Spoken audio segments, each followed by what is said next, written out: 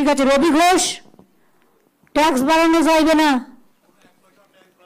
বাড়াইছো তুমি। মিউটেশন আমি সব 1 পয়সাও না, এই তো ফাইল নিয়ে এসেছি সব। তাহলে ওরা কেন বলছে? মিথ্যা কথা বলছে, বারবার মিথ্যা কথা বলে। আমি ডিএম কে বলছি, ডিএম এটাকে ক্রস চেক করে আমায় জানাবে। ডিএম সাহেবের সাথে কালকে সব কাগজপত্র জমা দিয়েছি। আচ্ছা ঠিক আছে, তুমি বলেছো, আমি তোমাকে বিশ্বাস করছি, আমি ক্রস চেক করব। তোমার শরীর ঠিক আছে তো? হ্যাঁ হ্যাঁ, সুন্দর আছে। সুন্দর আছে? হ্যাঁ। শীতল মাছ খাও? মাছ টাছ খাই না, এখন নিরামিষ। সে কি, এখন নিরামিষ হয়ে গেছে? আমি শুধু দুটো কথা বলবো। হ্যাঁ বলো। আপনি তো হেরিটেজ করে দিয়েছেন কুচবিহার শহরকে, কিন্তু ডিএম সাহেবের সাথে কালকেও কথা হয়েছে, এর আগেও প্রত্যেকটা মিটিংয়ে কথা হয়।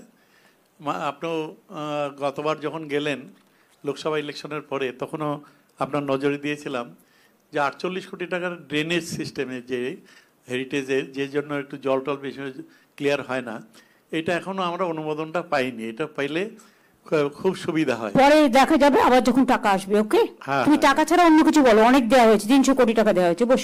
আর ঠিক আছে সবই, বস, সব ঠিক আছে।